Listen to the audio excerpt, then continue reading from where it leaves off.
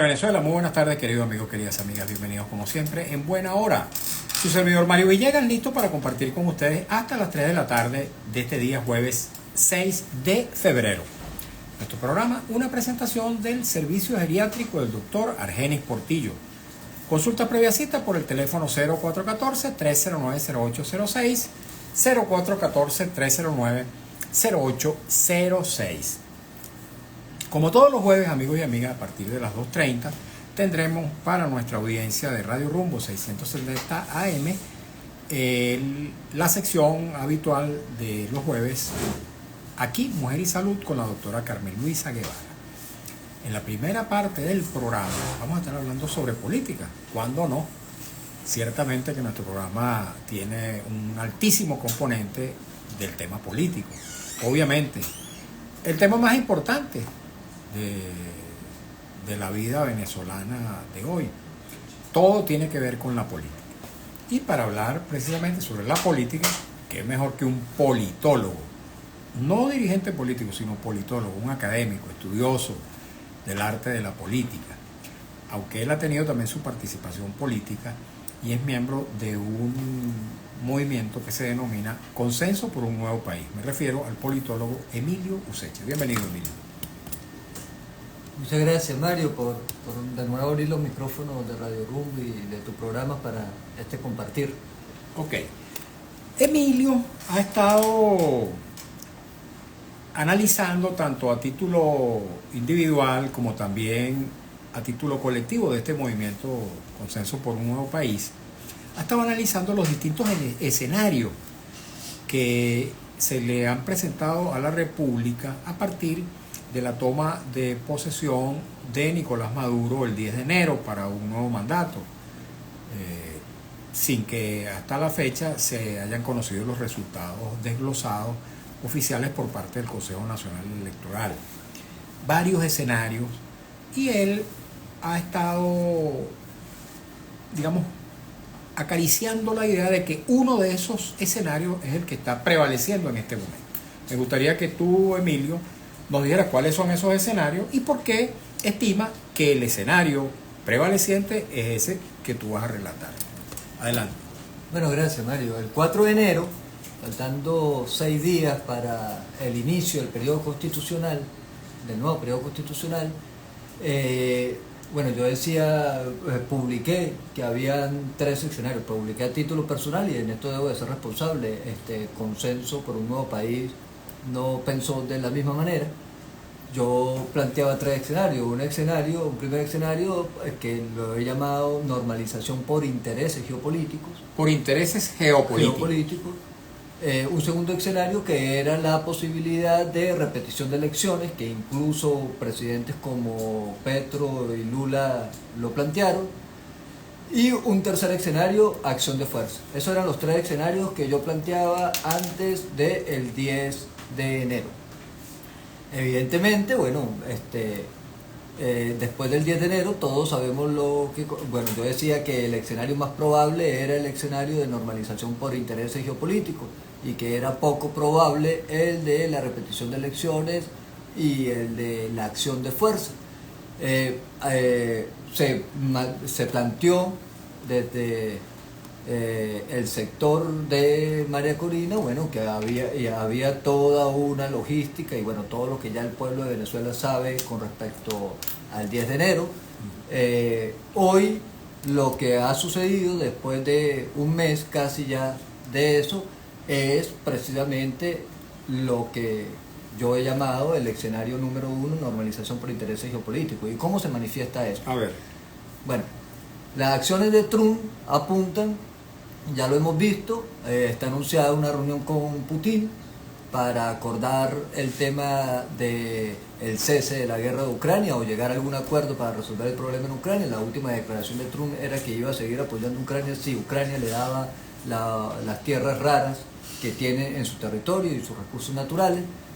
Acaba de anunciar el segundo punto en la agenda internacional de Trump que planteaba era el conflicto del Medio Oriente. Ya acaba de tomar una decisión bastante lamentable con respecto a Gaza y con respecto a la competencia con China, que era el tercer punto que yo planteaba en la agenda de Trump. Ya Marco Rubio se reunió con Australia y con Japón para tratar de hacerle competencia a China, y ponía en punto D de la agenda internacional de Trump a América Latina. ¿Tocando qué puntos?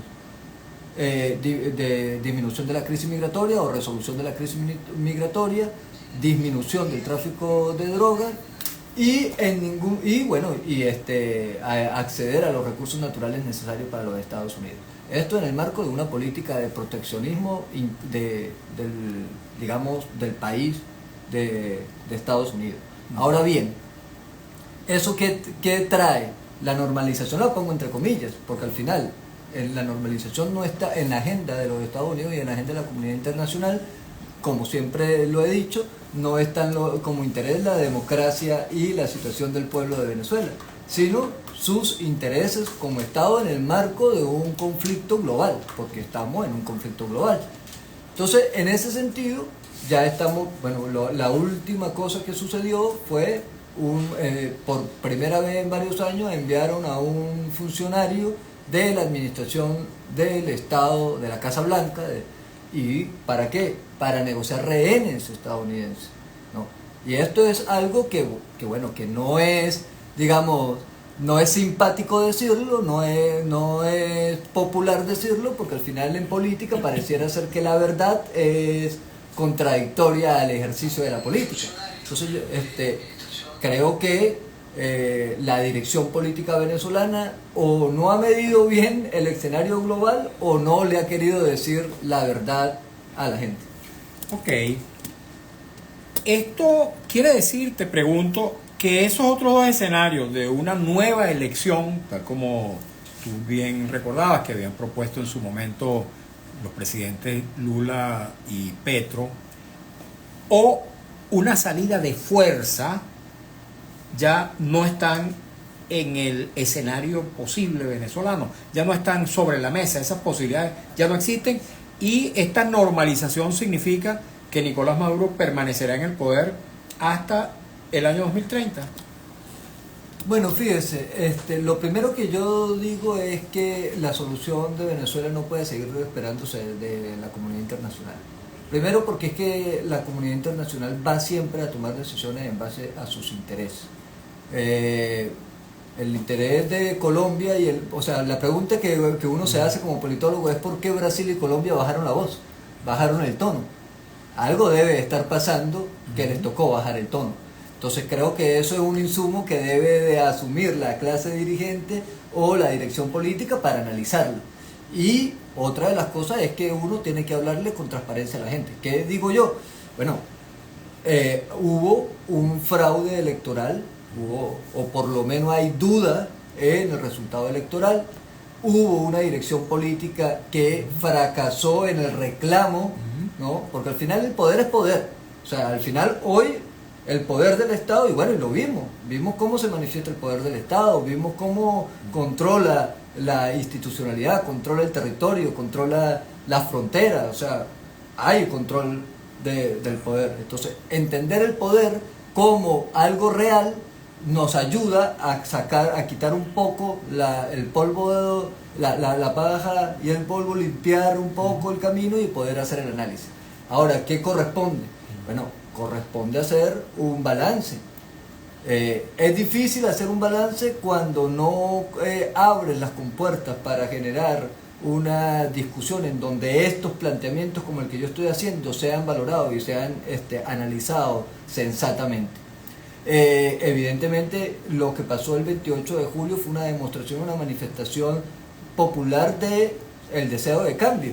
O sea, la gente demostró el 28 de julio que quiere un cambio político en Venezuela. Pero fíjate, no termina de responder la pregunta que te hacía. Si se impuso esta vertiente o este escenario de la normalización, significa que se consolida el poder de Nicolás Maduro en Venezuela por el periodo constitucional completo. Por intereses geopolíticos. Sí, o sea, lo que estamos viendo, lamentablemente, es que a la comunidad internacional, específicamente a Estados Unidos, como digamos el hegemón de Occidente, le interesan los recursos naturales de Venezuela. Y si este gobierno se lo sigue dando, no va a hacer nada. O sea, por lo menos la comunidad internacional no va a hacer nada. Nos corresponde a nosotros y ahí está la respuesta inicial. Ajá. O sea, nos corresponde es a nosotros ir resolviendo eso. ¿Y cómo se resuelve eso en manos de la sociedad venezolana y no de factores exógenos? Bueno, lo primero es que nosotros necesitamos de asumir la falencia y la debilidad que tenemos como dirección política.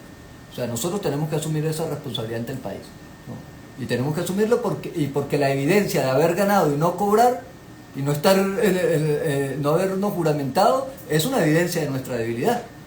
Y eso hay que asumirlo ante el país. O sea, es la mayor evidencia de nuestra debilidad, ganar un partido, ¿no? Y no tener las capacidades para cobrarlo. Y eso es producto de esto no es de ahora, esto es un resultado de falta de división en la clase política venezolana, de intereses, de egos, de personalismo, de falta de democracia también. Bueno, los partidos, o sea, ¿qué pasa con los partidos ahora? ¿Por qué los partidos no pueden ir a reclamar su ejercicio? Porque se vaciaron de política y se vaciaron de democracia también. O sea, eso también está pasando. El totalitarismo no es solo de parte del gobierno, el totalitarismo también está en la clase política de la oposición. Entonces, es llamarnos a la reflexión sobre eso, ¿no? Y eso es un tema que nos pone a nosotros, o sea, primero que vender que el problema de fondo que tiene la población, el país, la nación Venezuela, se resuelve en una coyuntura electoral, es una falacia. Es una falacia, porque es un problema de cultura política. Es un problema de formación, es un problema de daño antropológico, es un problema de crisis existencial, es un problema de pérdida del 30% de nuestra población, la mayor cantidad, la mayoría, los mejores cerebros formados profesionalmente. O sea, eso es un problema grave. Ahora, el que está en el apartamento, vamos a poner este símil, digamos, bastante reduccionista. Yo no puedo plantearme quemar el apartamento del inquilino que me lo quiere quitar. ¿Sí me explico? Para resolver el problema. Por ejemplo, yo creo que, y yo me distancio particularmente y políticamente, me distancio, por ejemplo, de declaraciones como la de Álvaro Uribe después del 10 de enero en Cúcuta. O sea, y cualquier venezolano se va a distanciar de esa posición. Yo me distancio de lo que ha pasado y lo que se está anunciando con los recursos de la USAID. O sea, de eso hay que distanciarse. Y es que ese es el drama que tenemos nosotros como pueblo en Venezuela.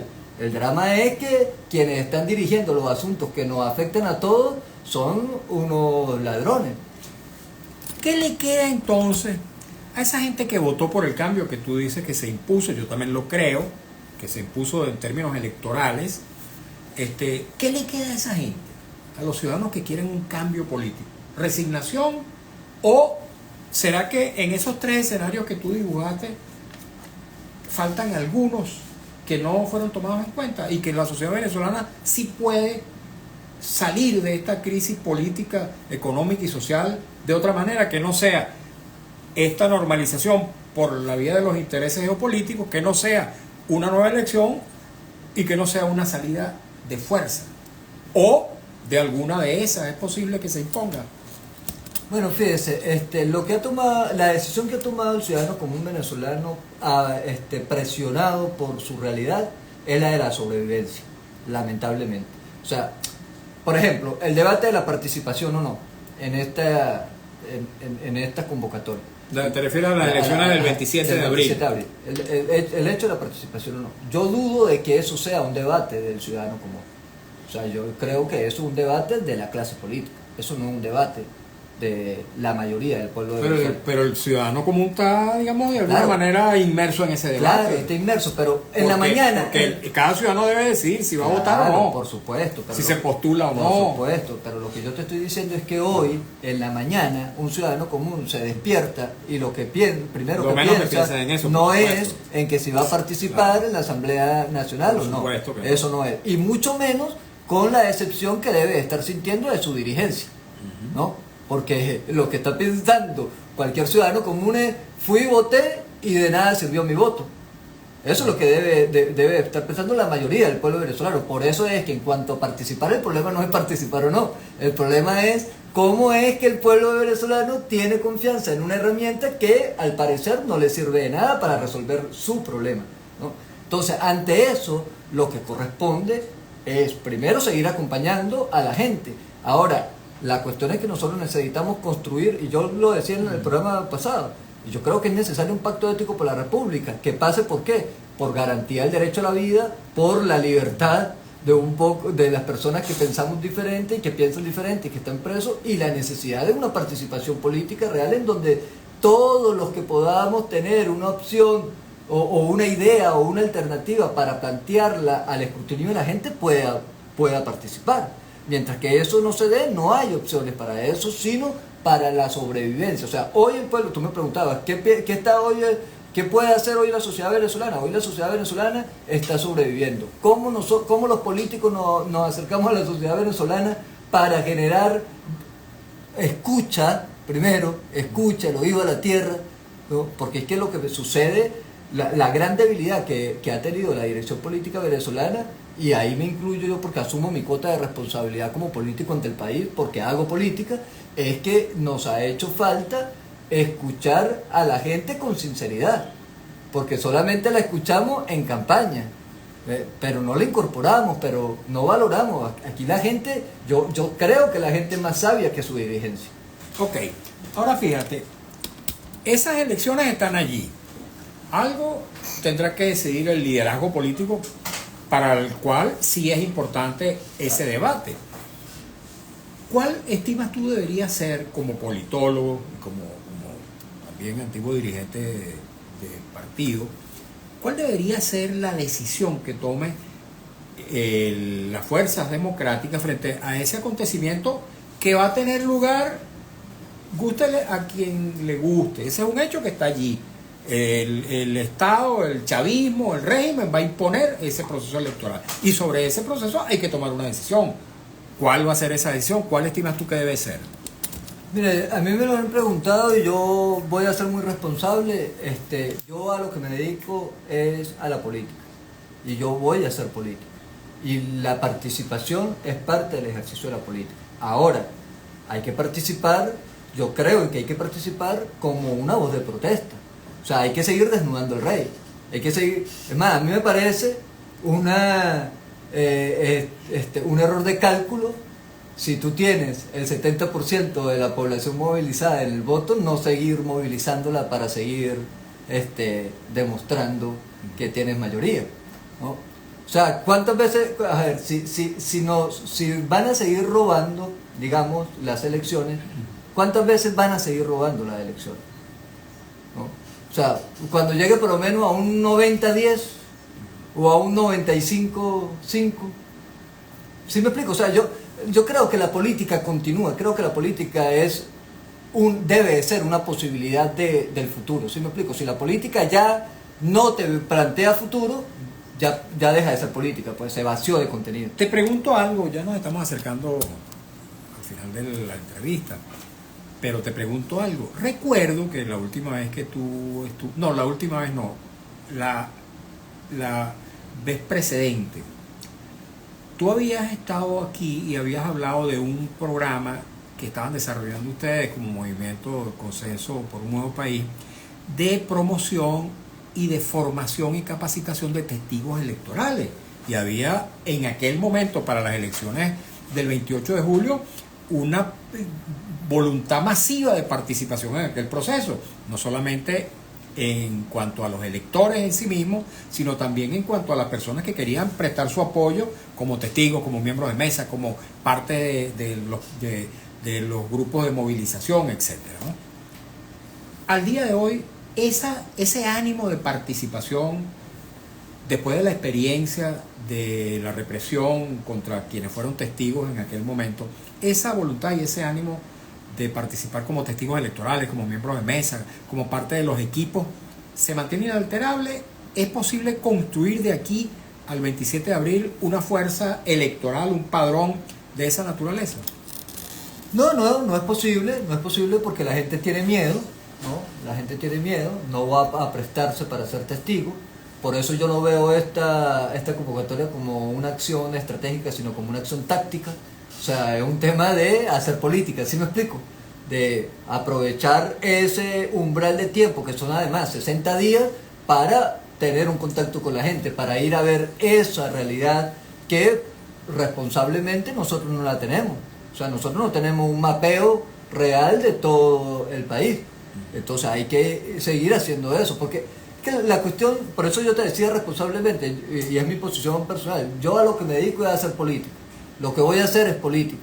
Y la política es ir al contacto de la gente en el marco de la Constitución. ¿Tú vas a postularte a algún cargo en este proceso? Ni siquiera tengo partido. Bueno, eso es muy importante saberlo.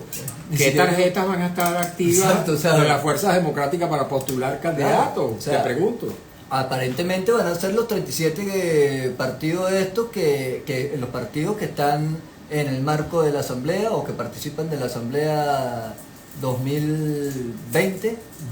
Y bueno, son ellos hasta ahora los que Aquellos que denominan alacranes. bueno, Que lo utilizan ese término, yo casi no lo uso, pero Sí. digamos que la gente lo reconoce con esa... exacto, tienen ahí su tarjeta, no, bueno, vamos a decirlo así, son los que los partidos que no tienen voto, porque al final no, o sea, Así es, no tuvieron no voto. tuvieron voto. Pues. Entonces, bueno, la gente, eso es una tarea que corresponde, activar eso. Yo insisto, lo veo es como una acción táctica que debería de apuntar hacia una estrategia. Ahora, ¿cuál es esa estrategia?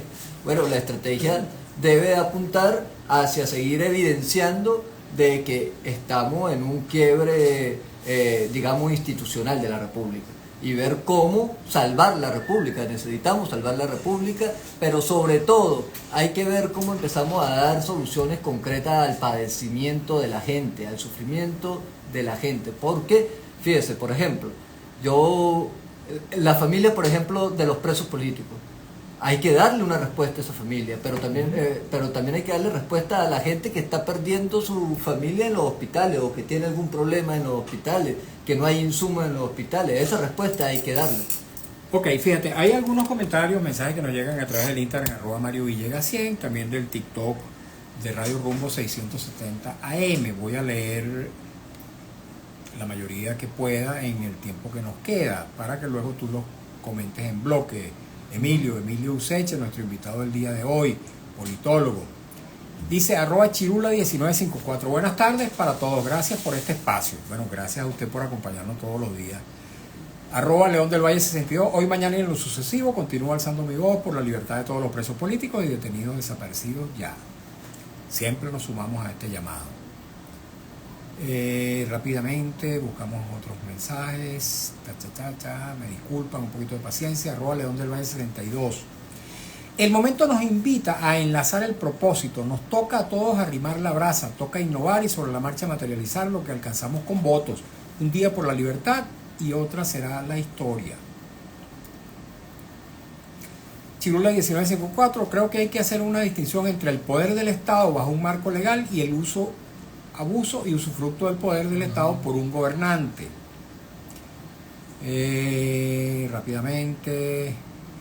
LAN 7618, pero ¿qué solución plantea el invitado? Ya le hemos preguntado eso, pero es bueno que precises la respuesta. @Robert30M. Buenas tardes, Villegas. Pregúntele a ese señor por qué el gobierno no muestra que ganó con las actas como se hacía antes con Tibisay y Lucena. Resultados por estado. Eso es lo que queremos los venezolanos. Robert30M. Se robaron las elecciones, eso está claro. Lance 7618, ¿usted está de acuerdo que se hagan unas elecciones con 8 meses de adelanto sin que se den argumentos válidos? Trini Romero 5, la indignación de los usurpadores, formidable por lo certero, la columna de Manuel Isidro Molina publicada hoy en El Nacional. Manuel Isidro expone sin miedo alguno lo que millones no podemos expresar del 28 de julio. @Giselle BR, saludos Mario, excelente invitado. Totalmente de acuerdo con su ponencia, debería darle una charla a los opositores que solo están pensando en sus intereses individuales y no en el colectivo. Robert30M, ¿quiénes son los alacranes? ¿Alguien los puede nombrar? Brito es uno y Ratti es el otro.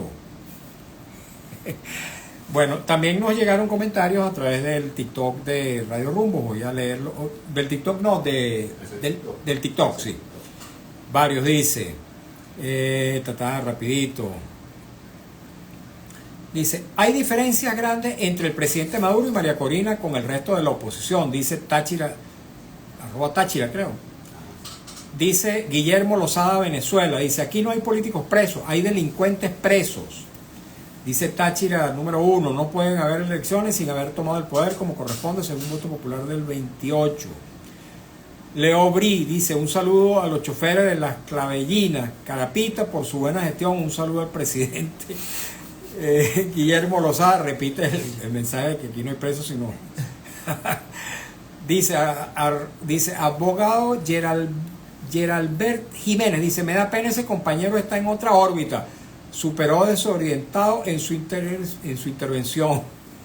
Súper desorientado en su intervención, se refiere a tu participación. Vamos a ver qué otro tema. Dice 70% el mundo y 30% el motilón. Ahora este señor dice que se debe votar y demostrar el 90%. Táchira número 1, Capriles y Rosales son alacranes corruptos. @Adonai Gámez dice, buenas tardes, en sintonía, un abrazo. Bueno, ¿qué opinas al respecto? Estos comentarios que nos hacen. No, bueno, es parte de la diatriba nacional, es parte de la polarización. Yo lo que estoy planteando es una posición del ejercicio de la política. Esto, tú mismo lo planteaste, esto va a ser un hecho. Así como iba a ser un hecho que no iban a dejar juramentar al mundo. Y todo el mundo dijo que iba a venir y que iba a juramentarse. Así. Y no pasó, o pasó, no pasó. Entonces yo no estoy diciendo mentira, ¿no? Ahora va a haber una elección.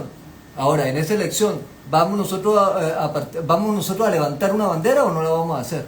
Por cierto, yo quiero hacer un comentario personal sobre algo que alguien mencionó allí, que califica a Capriles y a Rosales como alacranes. Yo hago una distinción muy clara entre quienes denominan alacranes y estas dos personas que acaban de ser mencionadas. Hay que recordar que tanto Rosales como Capriles apoyaron a Edmundo González Urrutia y a María Corina Machado en este proceso hacia el 28 de julio. Nosotros también lo acompañamos. Bueno, así es. O sea, nosotros también lo acompañamos y esto es una posición desde el realismo político, ¿no? A mí no me gusta para nada el escenario en el que estoy haciendo política. A mí no me gusta para nada el escenario y la situación nacional en la que estamos desarrollando nuestra vida. Pero hay que hablar con realidad y con transparencia entre el país. Emilio, agradecido por tu presencia el día de hoy. Gracias a ti. Media hora, pero fue suficiente. Sustantiva. Así es. A ustedes también, amigos, muchas gracias por habernos acompañado en esta nueva edición de nuestro programa En Buena Hora. No hemos terminado para nuestra audiencia de Radio Rumbo 670 MC, para mi Instagram, @MarioVillegas100. Al regreso volveremos con nuestra sección Aquí Mujer y Salud con la doctora Carmen Luisa Guevara. Así que pueden sintonizarnos a través de la señal de Radio Rumbo 670 AM.